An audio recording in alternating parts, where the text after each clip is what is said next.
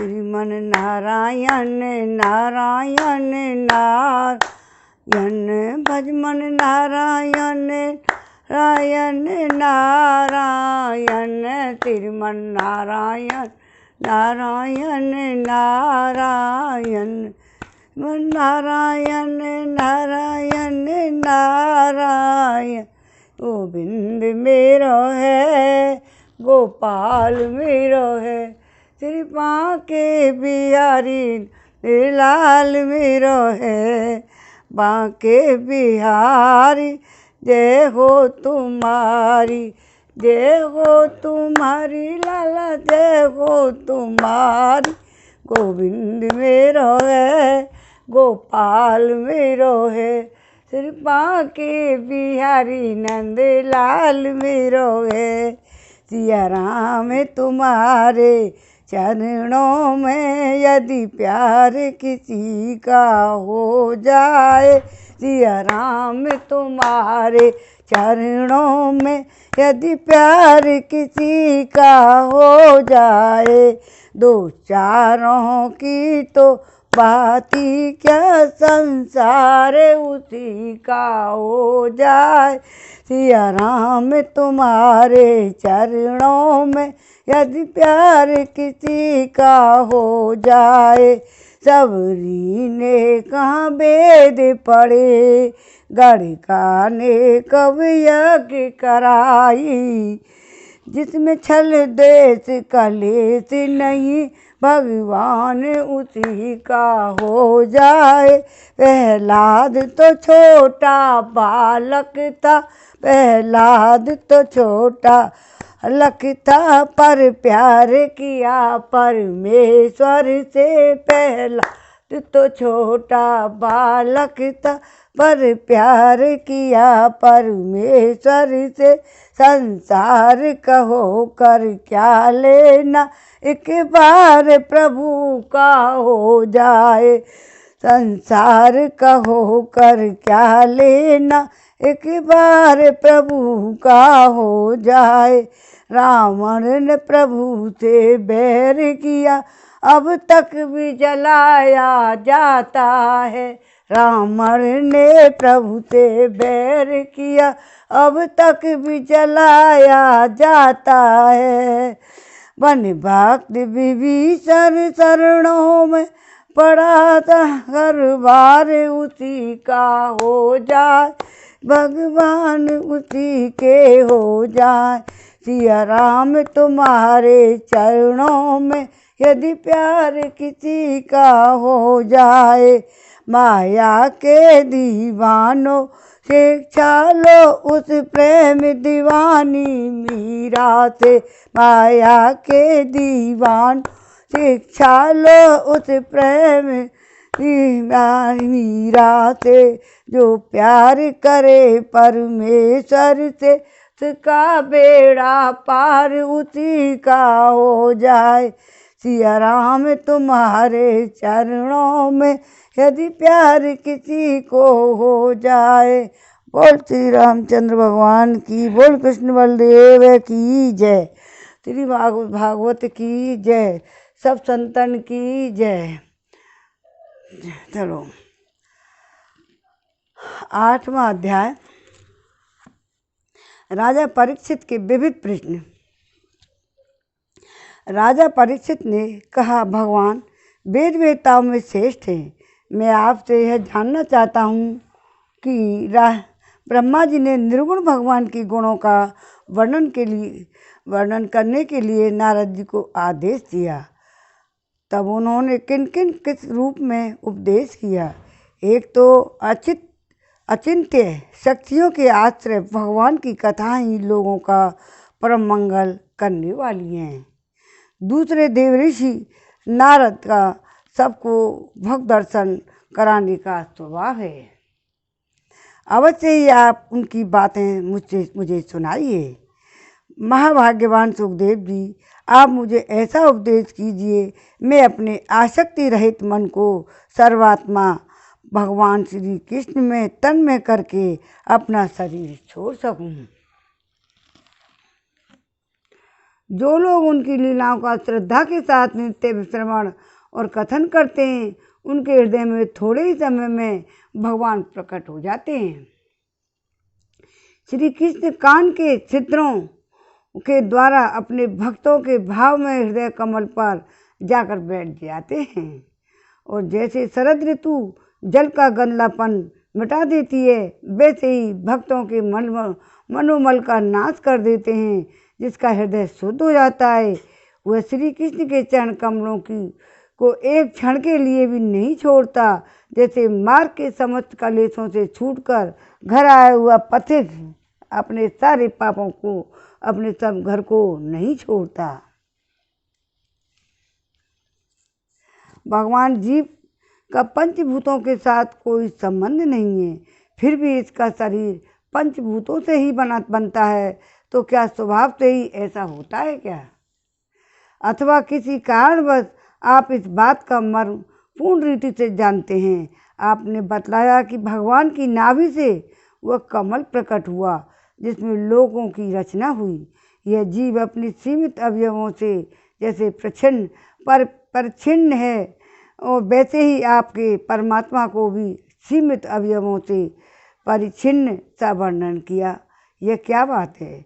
जिनकी कृपा से सर्वभूत में ब्रह्मा जी प्राणियों की सृष्टि करते हैं, जिनके नाभि कमल से पैदा होने पर भी जिनकी कृपा दृष्टि से ही ये उनका रूप का दर्शन कर सके थे। वे संसार की स्थिति उत्पत्ति प्रलय के हेतु सर्वांतर्यामी और माया के स्वामी परम पुरुष परमात्मा अपनी माया का त्याग करके किस रूप में से शयन करते हैं।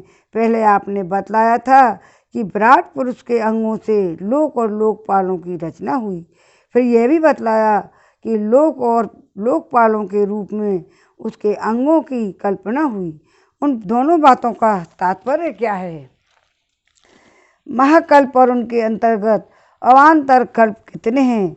भूत भविष्य और वर्तमान काल का अनुमान किस प्रकार किया जाता है?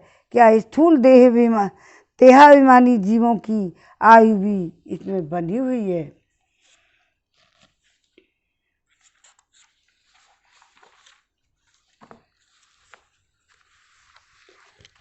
ब्राह्मण श्रेष्ठ, काल की सूक्ष्म गति त्रुटि आदि और स्थूल गति वर्ष आदि किस प्रकार से जानी जाती है? विविध कर्मों से जीवों की कितनी और कैसी गलियां होती हैं? देव, मनुष्य और योनियां तत्व सत्व, रज और तम इन तीनों गुणों के फलस्वरूप ही प्राप्त होती हैं। उनको चाहने वाले जीवों में कौन कौन से किस किस योनि को प्राप्त करने के लिए किस किस प्रकार से कौन कौन सा कर्म स्वीकार किया है? आज के लोगों के लिए जानकारी के लिए इन्होंने प्रश्न उत्तर किए हैं ना, उन्हीं का फायदा उठाते हैं लोग। भगवान भजन में हृदय में लगे रहते हैं, वो अपना प्रश्न पूछते हैं और उत्तर देंगे सुखदेव जी।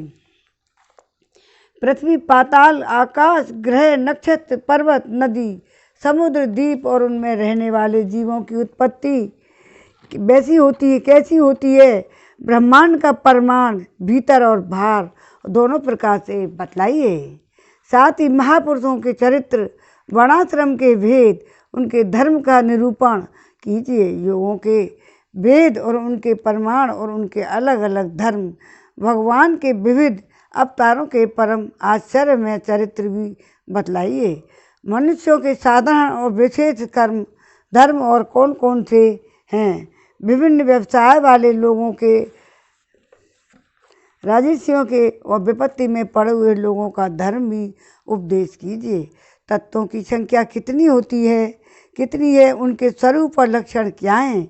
भगवान की आराधना की और आध्यात्म योग की विधि क्या है? योगेश्वर को क्या क्या ऐश्वर्य प्राप्त होते हैं तथा अंत में उन्हें कौन सी गति मिलती है? योगियों की लिंग शरीर किस प्रकार भंग होता है?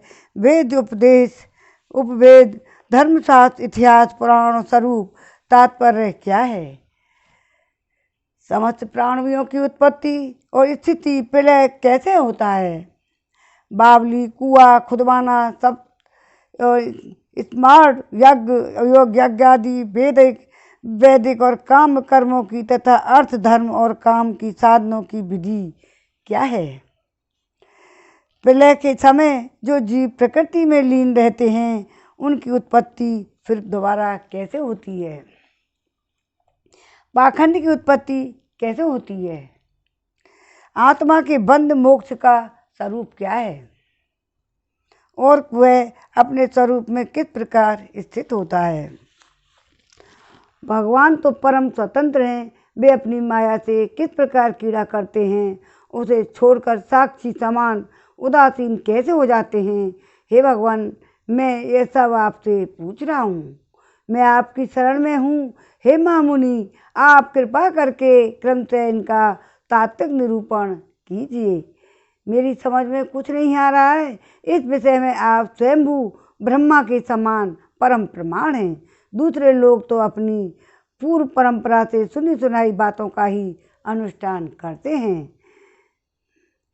ब्राह्मण, आप मेरी भूख प्यास की चिंता नहीं करें और मेरे प्राण कुपित ब्राह्मण के साप के अतिरिक्त और किसी कारण से निकल नहीं सकते, क्योंकि मैं आपके मुखारविंद से निकलने वाली भगवान की अमृतमयी लीला कथा का पान कर रहा हूँ। सूत जी कहते हैं, शौनकादि ऋषियों, जब राजा परीक्षित ने संतों की सभा में भगवान लीला और कथा सुनाने के लिए इस प्रकार प्रार्थना की, तब सुखदेव जी को बड़ी प्रसन्नता हुई। उन्होंने उन्हें वही वेद तुल्य श्रीमद् भागवत महापुराण सुनाया जो ब्रह्मकल्प के आरंभ में स्वयं भगवान ने ब्रह्मा जी को सुनाया था और पांडुवंश शिरोमणि परीक्षित ने उनसे जो जो प्रश्न किए थे वे उनका सबका उत्तर क्रमशः देने लगे।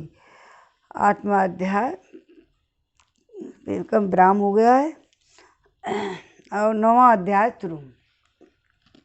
श्रीमन नारायण नारायण नारायण भजमन नारायण नारायण हरायण हरे कृष्ण ओ हरे मुरारी हे नाथ नारायण वासुदेवा।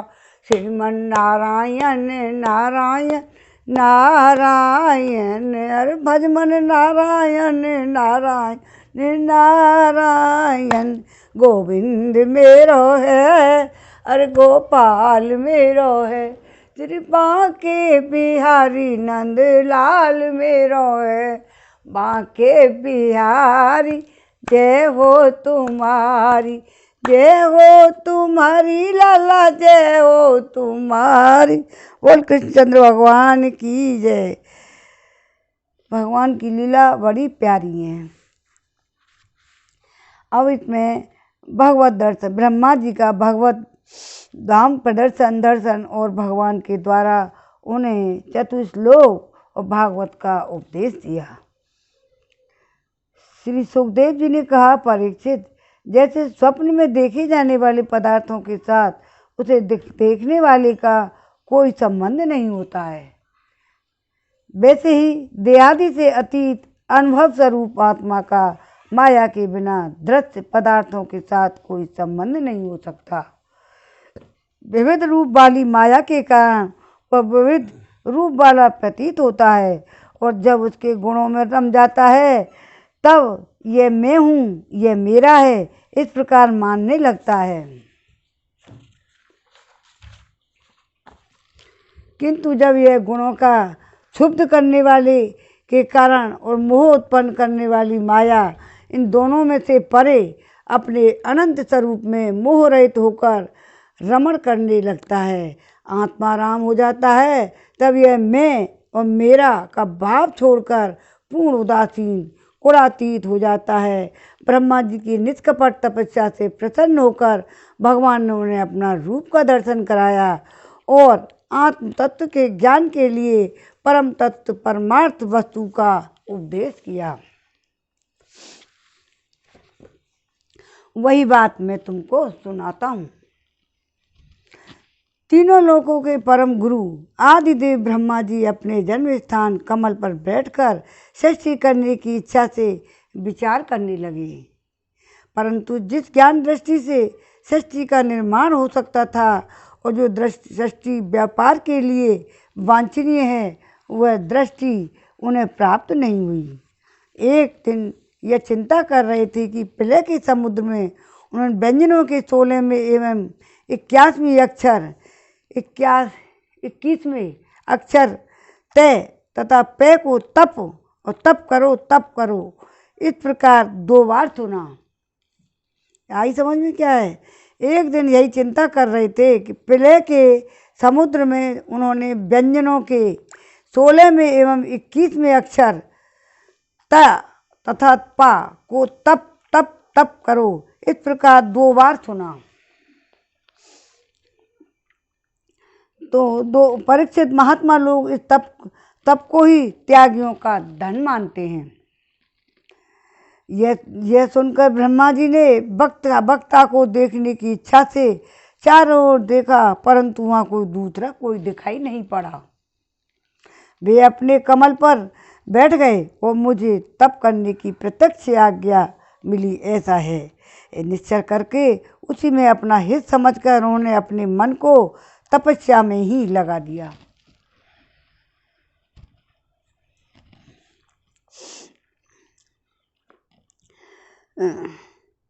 उसी में अपना हित समझकर उन्होंने मन को तपस्या में लगा दिया। ब्रह्मा जी तपस्वियों में सबसे बड़े तपस्वी हैं, उनका ज्ञान अमोघ है। उन्होंने उस समय 1 सहस्त्र दिव्य वर्ष पर्यंत एकाग्र चित्त से अपने प्राण मन कर्मेंद्रियां और ज्ञानेंद्रियों को वश में करके ऐसी तपस्या की जिससे वे समस्त लोगों को प्रकाशित करने में समर्थ हो सके।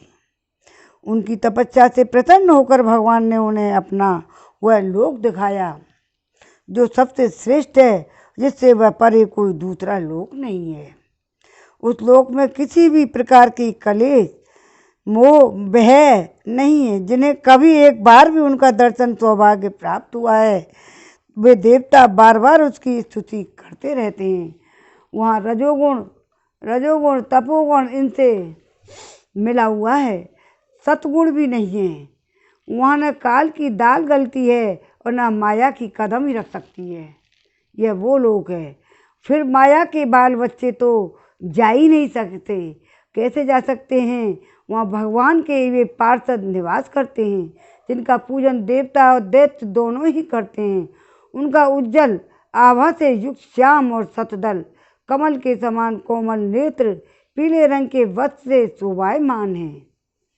अंग अंग से राशि राशि सौंदर्य बिखरता रहता है। वे कोमलता की मूर्ति हैं। सभी के 4 भुजाएं हैं। वे स्वयं तो अत्यंत तेजस्वी ही हैं ही, मणिजटित और स्वर्ण के प्रभाव में आभूषण भी धारण किए रहते हैं। उनकी छवि मूंगे वैदुर्य मणि और कमल के उज्जवल तंतु के समान है। उनके कानों में कुंडल, मस्तक पर मुकुट और कंठ में मालाएं शोभायमान है। जिस प्रकार आकाश बिजली सहित बादलों से शोभायमान होता है, वैसे वे लोग मनोहर कामनियों की कांति से युक्त महात्माओं के दिव्य तेजों में विमानों से स्थान स्थान पर सुशोभित होता रहता है।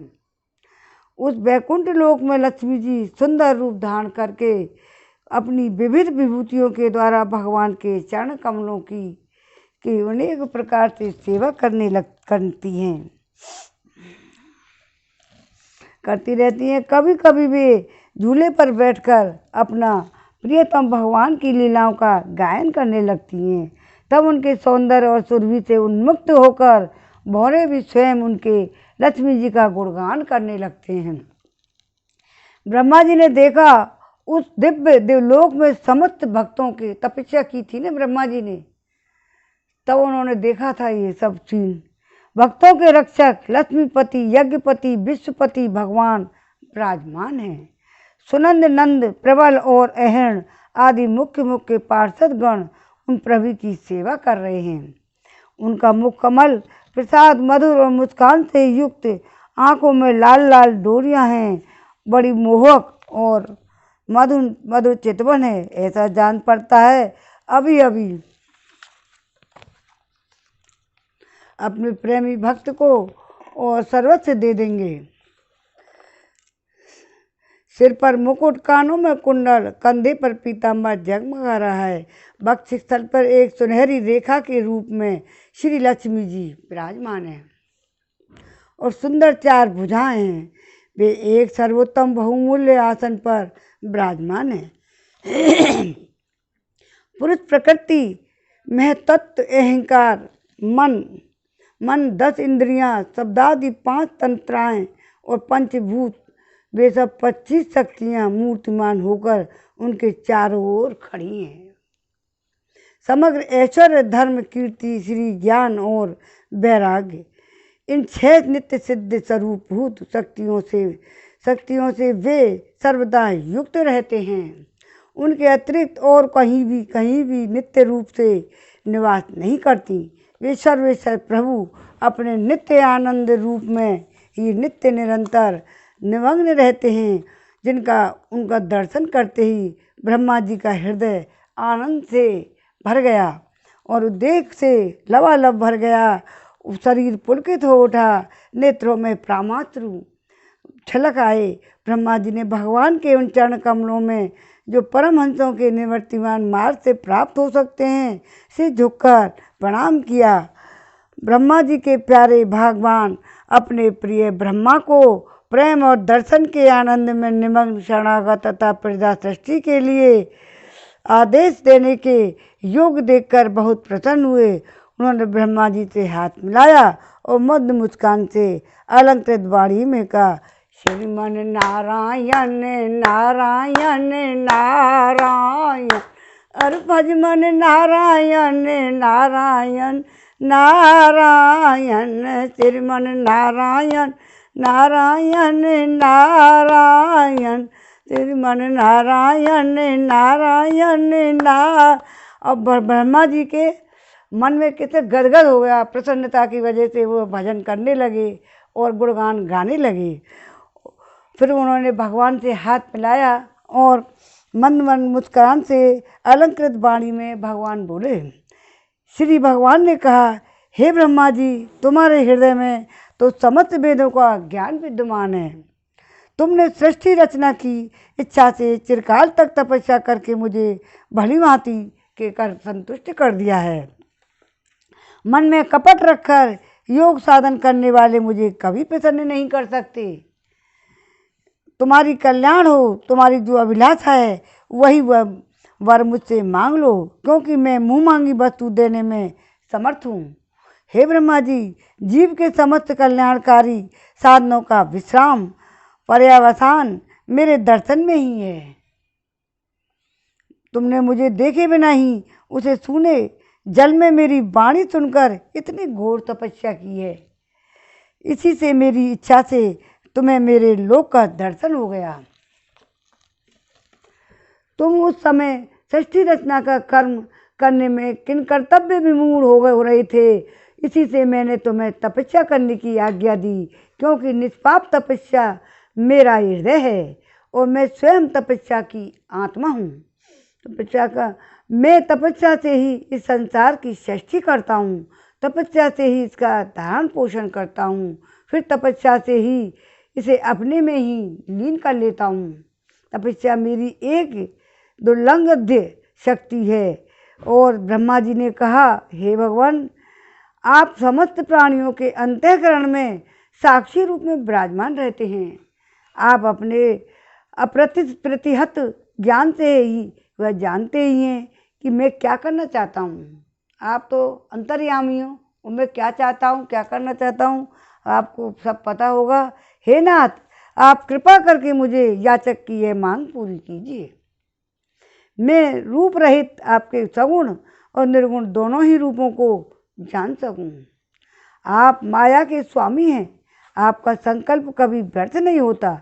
जैसे मकड़ी अपने मुंह से जाला निकालकर उसमें कीड़ा करती है और फिर उसमें अपने में लीन कर लेती है, वैसे ही आप अपनी माया का आश्रय लेकर इस विविध शक्ति संपन्न जगत की उत्पत्ति करते हो, पालन और संहार करने के लिए अपने आप को अनेक रूपों में बना देते हो और कीड़ा करते हो। इस प्रकार आप कैसे करते हो, इस मर्म को मैं जान सकूं। ऐसा ज्ञान आप मुझे दीजिए। आप अब उतना टाइम नहीं होता तब तक सुनाने वाले बात, तो ये पूरी पुस्तक पढ़ रहे हैं हम, तो इसमें है ना छोटी छोटी बात के क्वेश्चन आंसर सब प्रश्न उत्तर, समझ रहे हो ना, तो आप वो सारे इसमें मिल जाते हैं, इसलिए इसको पूरा पढ़ना पड़ रहा है। आप मुझ पर ऐसी कृपा कीजिए मैं सजग रहकर सावधानी से आपकी आज्ञा का पालन कर सकूं और सृष्टि की रचना करते समय भी कर्तापन आदि के अभिमान से बंध न जाऊं। प्रभु, आपने एक मित्र के समान हाथ पकड़कर मुझे अपना मित्र स्वीकार किया है, अतः जब मैं आपकी सेवा में सृष्टि रचना में लगूं और सावधानी से पूर्व सृष्टि के गुण कर्मानुसार जीवों का विभाजन करने लगूं, तब कहीं अपने को जन्म कर्म से स्वतंत्र मानकर केवल अभिमान न कर बैठूं। अभिमान हो जाए कहीं।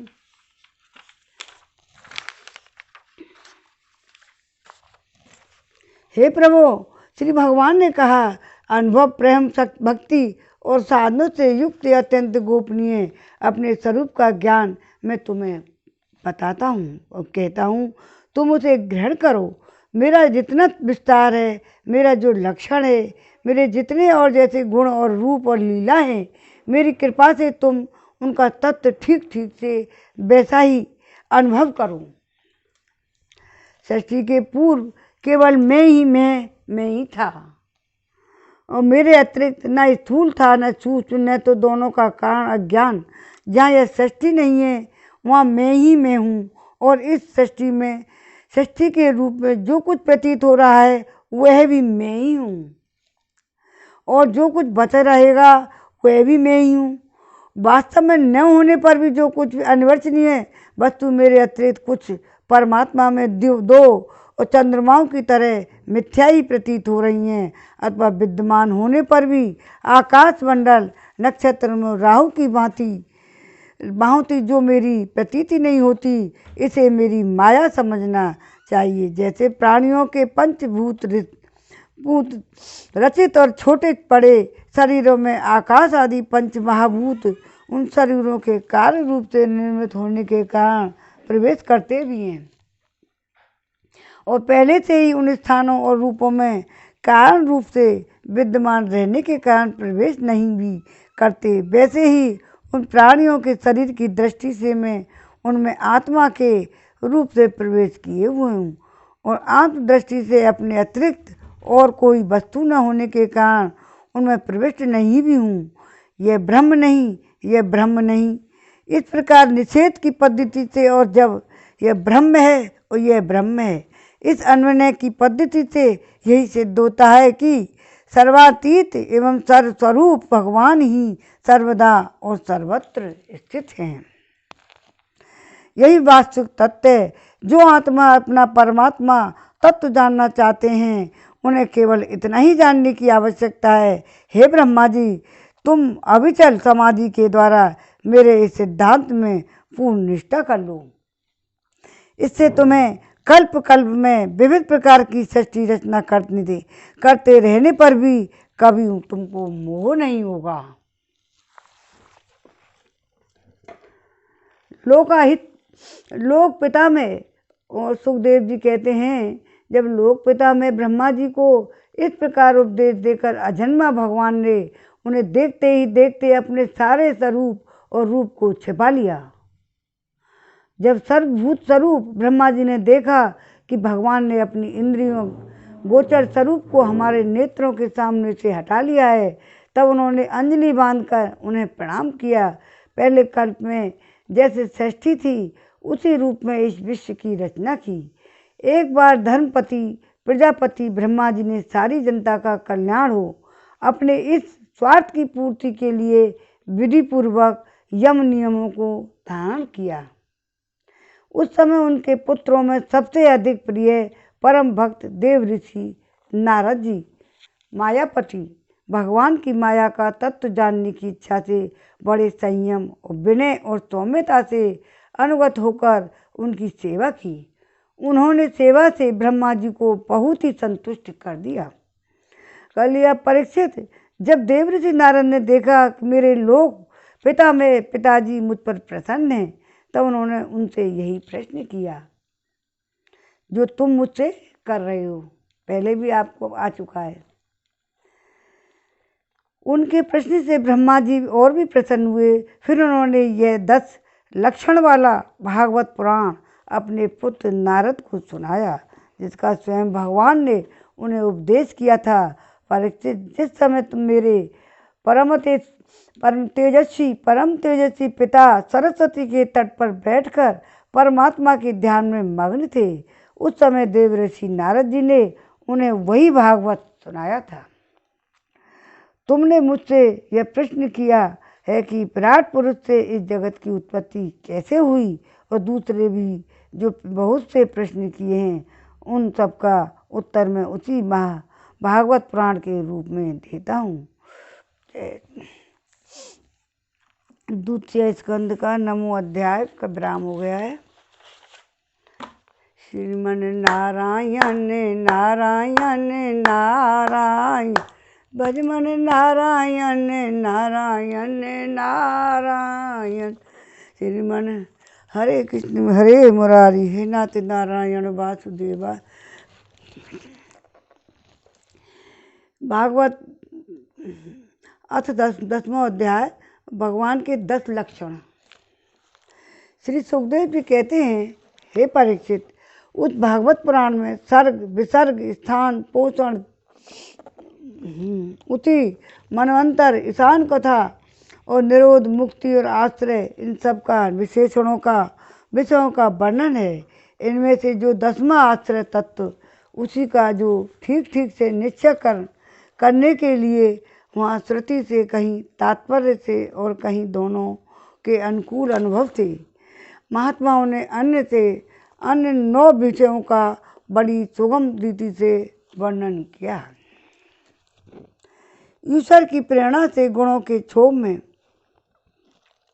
होकर निरूपांतर होने से जो आकाश आदि पंचभूत शब्दादि तंत्र मात्राएं इंद्रियां अहंकार महतत्व की उत्पत्ति होती है, उसकी सर्ग कहते हैं। उसे विराट पुरुष उत्पन्न ब्रह्मा जी के द्वारा जो विभिन्न चराचर सृष्टियों का निर्माण होता है, उसका नाम है विसर्ग। प्रतिपद नाच की ओर बढ़ने वाली सृष्टि को एक मर्यादा में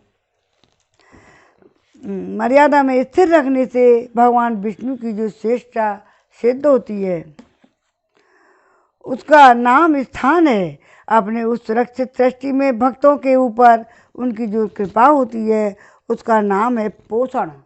मनवंतरों के अधिपति जो भगवत भक्ति और प्रजा पालन स्वरूप शुद्ध धर्म का अनुष्ठान करते हैं, उसे कहते हैं मनवंतर कहते हैं। जीवों की जो वासनाएं जो कर्म के द्वारा उन्हें बंधन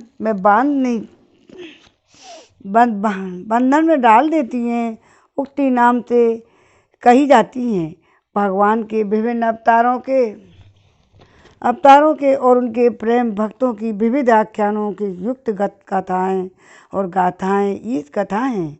जब भगवान योग निद्रा स्वीकार करके शयन करते हैं, तब इस जीव का अपनी उपाधियों के साथ उनमें लीन हो जाना निरोध है। अज्ञान कल्पित कर्तव्य भोक्तृत्व आदि अनात्मत्व भाव का परित्याग करके अपने वास्तविक स्वरूप परमात्मा में स्थित होना ही मुक्ति है। हे परीक्षित, इस चराचर जगत की उत्पत्ति प्रलय जिस तत्व से प्रकाश होते हैं, वह परम ब्रह्म ही आश्रय है।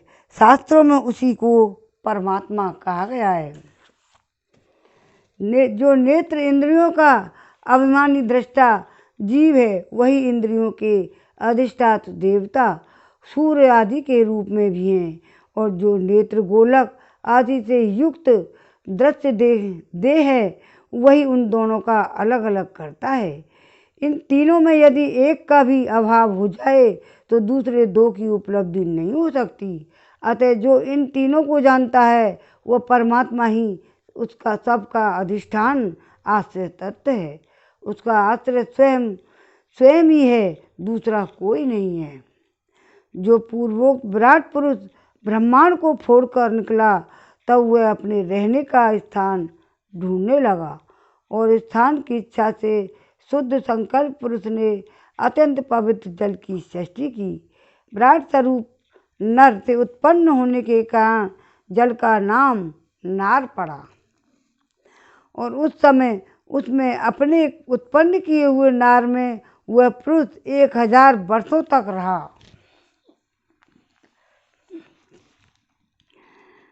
इसी से उसका नाम क्या पड़ा? नारायण। नारायण हुआ। उन नारायण भगवान की कृपा से ही द्रव्य, कर्म, काल, स्वभाव, जीव आदि की सत्ता है।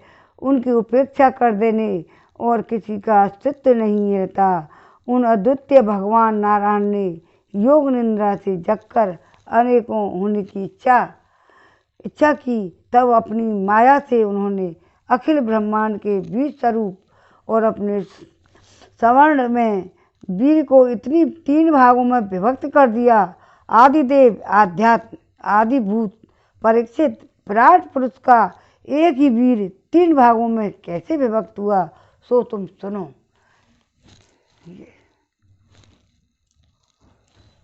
चला ना। विराट पुरुष के हिलने डोलने और उनमें शरीर में रहने वाले आकाश से इंद्रिय बल, मनोबल, शरीर बल की उत्पत्ति हुई। विराट पुरुष के हिलने डोलने पर उनके शरीर में जो रहने वाले आकाश से इंद्रिय बल, मनोबल और शरीर बल की उत्पत्ति हुई, उनसे इन सब का राजा प्राण उत्पन्न हुआ। जैसे सेवक अपने स्वामी राजा के पीछे पीछे चलते हैं, वैसे ही सबके शरीर में प्राणों के प्रबल रहने पर ही सारी इंद्रियां प्रबल रहती हैं। जब वो सुस्त पड़ जाता है तो सारी इंद्रियां भी सुस्त हो जाती हैं।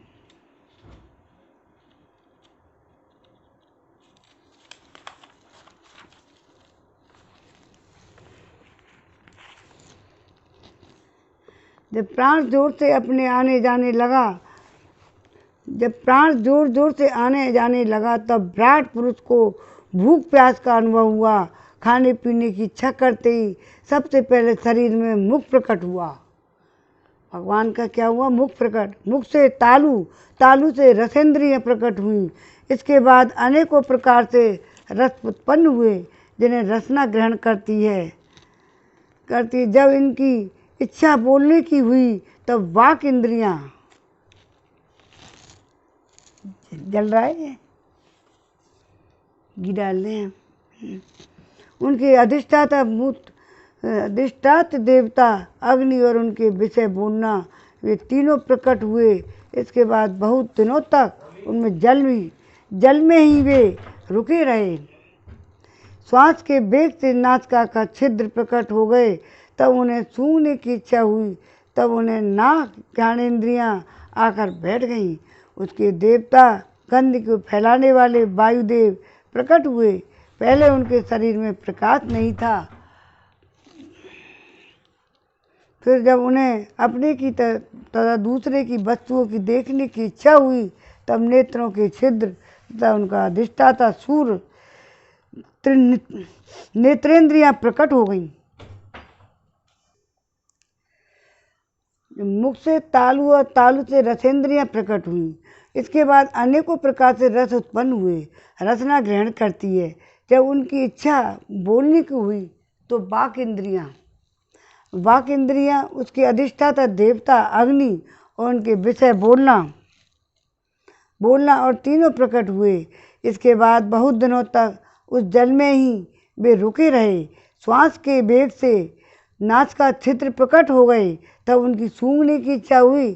तब उनकी नाक और घ्राणेन्द्रियां आकर बैठ गईं। उसके देवता गंध को फैलाने वाले कौन हुए? वायुदेव प्रकट हुए। और पहले उनके शरीर में प्रकाश नहीं था। जब उन्हें अपने को तथा दूसरी वस्तुओं की देखने की इच्छा हुई तब नेत्रों के छिद्र उनका अधिष्ठाता सूर्य, जब देखने की इच्छा हुई तब सूर्य पैदा हुए और नेत्रेंद्रियां प्रकट हो गई और इन्हीं से रूप का ग्रहण होने लगा। तब उन्हें वेद रूप ऋषि विराट पुरुष को स्तुतियों द्वारा जगाने लगे। तब उन्हें सुनने की इच्छा हुई तो उसी समय कान और उनकी अधिष्ठात देवता दिशाएं श्रोत्रेंद्रियां प्रकट हुई। इसी से शब्द सुनाई पड़ने लगा। जब उन्होंने वस्तुओं की कोमलता, कठिनता, हल्कापन, भारीपन, उष्णता, शीतलता जानी चाहिए, तब उनके चरम शरीर में चरम प्रकट हुआ।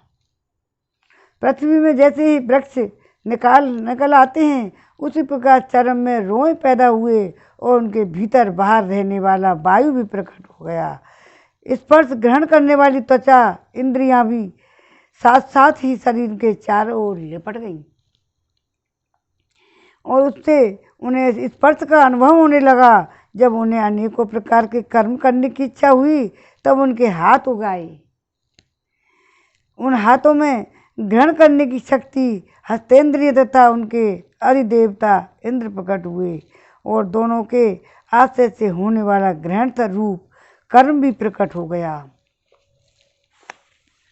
जब उन्हें अभिष्ट स्थान पर जाने की इच्छा हुई, तो उनके शरीर में पैर हो गया है। इधर से उधर जाने की इच्छा हुई, जब पैर हो गए। चरणों के साथ ही चरण इंद्रियों की अधिष्ठाता रूप में वह स्वयं यज्ञ पुरुष भगवान विष्णु स्थित हो गए। उन्हीं में चलना रूप कर्म प्रकट हुआ। मनुष्य इसी चरण से चलकर यज्ञ सामग्री एकत्र करते हैं। जो भगवान में जो चीज़ पैदा हुई थी, भगवान ने सबके पैदा की। इसी रूप प्राणा बना करके भगवान भी तो अपना जन्म लेते हैं। संतान रति और मनुष्य इसी चरणों से चलकर यज्ञ सामग्री एकत्र करते हैं। संतान रति स्वर्ग भोग की कामना होने पर विराट पुरुष के शरीर में लिंग की उत्पत्ति हुई।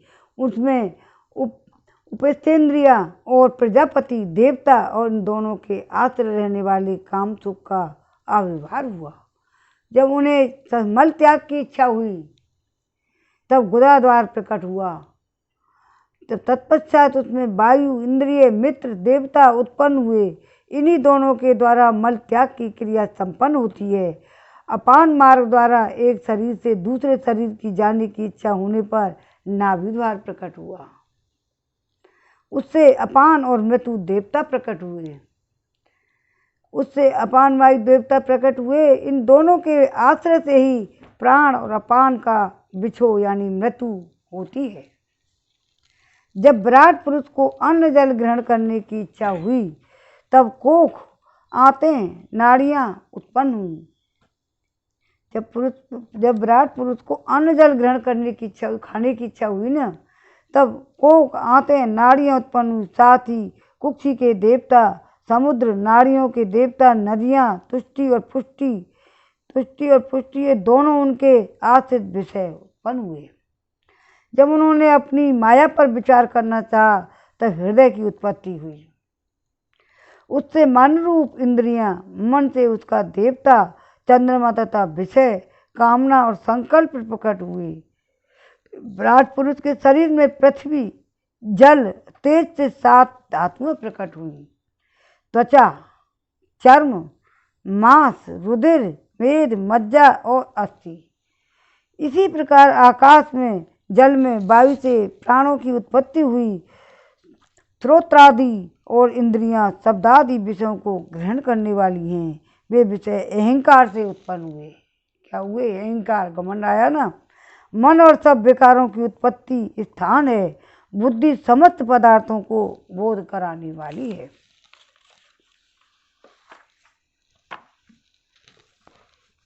मैंने भगवान के इस स्थूल स्वरूप का वर्णन तुम्हें सुनाया है।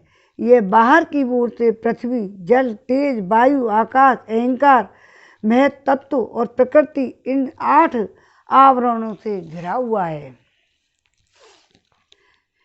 इससे परे भगवान का अत्यंत सूक्ष्म रूप है। वह अव्यक्त, निर्विरोध, निर्विशेष और आदि, मध्य और अंत से रहित एवं नित्य है। वाणी और मन की वहाँ तक पहुँच नहीं है।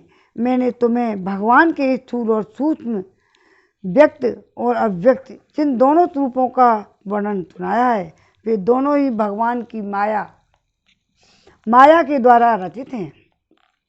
इसलिए दोनों विद्वान पुरुष और दोनों को ही स्वीकार नहीं करते।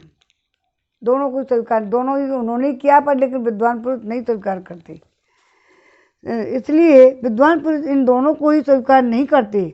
वास्तव में भगवान निष्क्रिय हैं, अपनी शक्ति से ही वे सक्रिय बनते हैं। फिर तो वे ब्रह्मा का या विराट रूप धारण करके वाच्य और वाचक शब्द और उसके अर्थ के रूप में प्रकट होते हैं, अनेकों नाम रूप और क्रियाएं स्वीकार करते हैं।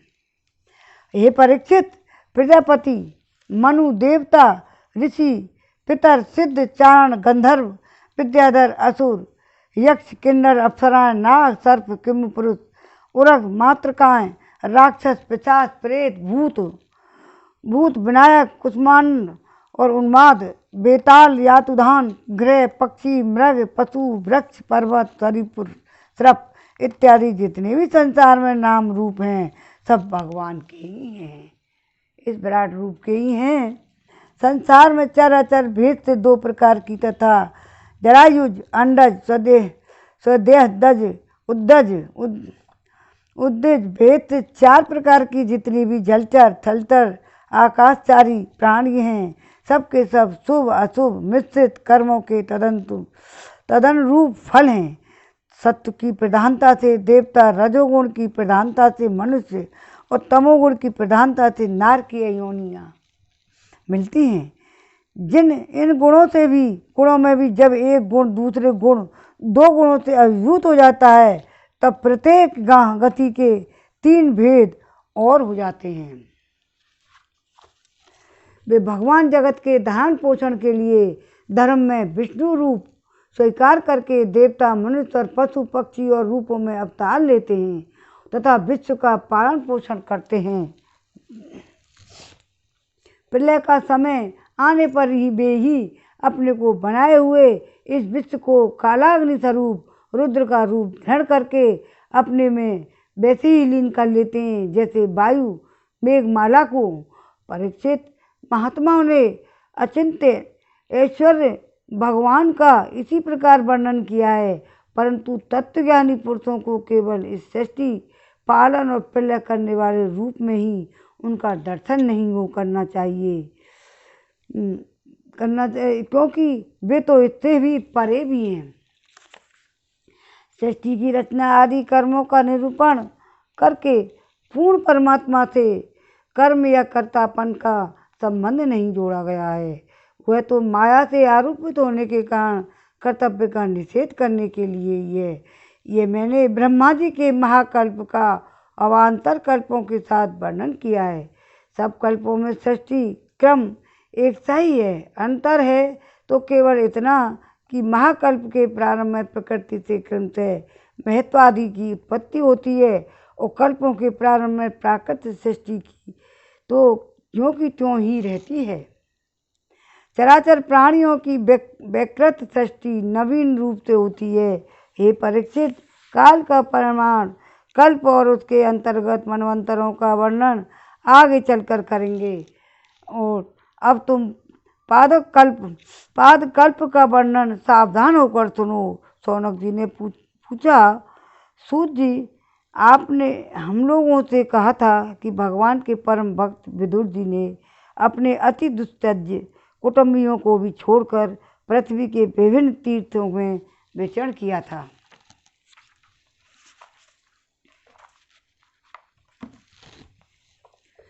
उस यात्रा में मैत्रेय ऋषि के साथ आध्यात्म के संबंध में उनकी बातचीत हुई और मैत्रेय जी ने उनके प्रश्न करने पर किस तत्व का उपदेश किया। अब आगे आएगा ये। सूत जी, आपका यह बहुत बड़ा सौम्य है, आप विदुर जी का यह चरित्र हमें सुनाइए। उन्होंने अपने भाई बंधुओं को क्यों छोड़ा और उनके पास क्यों लौट आए। सूत जी ने कहा, शौनकादिक शिष्यों, राजा परीक्षित ने भी यही बात पूछी थी। उनके प्रश्नों के उत्तर में श्री सुखदेव जी ने महाराज ने जो कुछ कहा था वही मैं आप लोगों से कहता हूँ, सावधान होकर सुनिए। अब यहीं विराम देते हैं। श्रीमन नारायण नारायण नारायण, भजमन नारायण नारायण गोविंद मेरो है, गोपाल मेरो है, कृपा के बिहारी नंद लाल मेरो है। भागवत भगवान की है आरती, पापियों को पाप से है तारती। श्री भागवत भगवान की है आरती, पापियों को पाप से है तारती। ये अमर ग्रंथ ये मुख्य पंथ पंचम वेद निराला, नव ज्योति जगाने वाला। हरि गान ये मुख्य पंथ ये पंचम वेद निराला, नव ज्योति जगाने वाला। हरि गान यही वरदान यही, जग की मंगल की आरती, पापियों को पाप से तारती। श्री भागवत भगवान की है आरती, पापियों को पाप से तारती। शांति गीत पावन पुनीत सा कोप मिटाने वाला, हरि दरस दिखाने वाला। ये शांति गीत पावन पुनीत सा कोप मिटाने वाला, हरि दरस दिखाने वाला। है सुख करनी है दुख हरनी, हम की है आरती, पापियों को पाप से तारती। श्री भागवत भगवान की है आरती, पापियों को पाप से तारती। बोले जग फंद खोल सन्मार्ग दिखाने वाला, बिगड़ी को बनाने वाला। श्री राम यही घनश्याम यही, की महिमा की आरती, पापियों को पाप से तारती। श्री भागवत भगवान की है आरती, पापियों को पाप से तारती। ओम नमो भगवते वासुदेवाय। जय श्री राधे श्याम। जय जय जय जय।